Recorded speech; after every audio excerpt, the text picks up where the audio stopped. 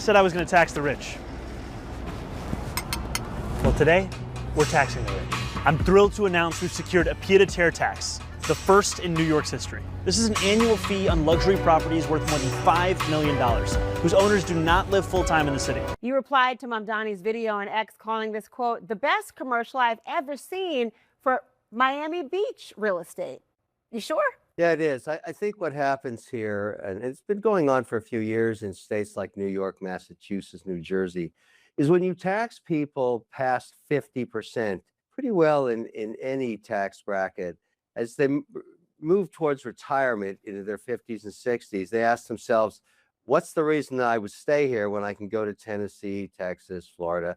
And that's what's been happening. There's lots of data that shows that. But this particular tax on the Pied-A-Terre, a place you stay when you're in New York instead of a hotel, is interesting. Let's ask ourselves, without the rhetoric and the politics, does this make sense? So you've got someone who spends $5 million or more, does not really use the place, but still pays maintenance, so supporting employees in the building, and property tax, but doesn't put any burden on the city's services whatsoever. How stupid a tax is this?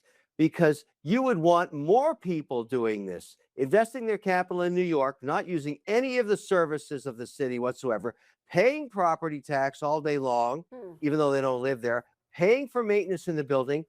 This is the stupidest policy I have ever seen in real estate. Mamdani's still in his honeymoon period. He's only been a mayor for a few months. It's amazing that his only policy moves that get lots of exposure, and it's smart because he's pretty savvy at social media, is to think of new ways to tax people.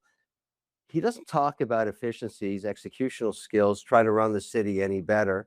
That's not what he's doing. He's saying, look, I'm going to get you a lot of free stuff. We know for certain that he's going to try his free food program in Harlem soon. What I think is going to happen to him and many others that have tried this strategy of money for nothing and chicks for free is the weight of the policy finally breaks down. You know, it doesn't work. You can't get stuff for free.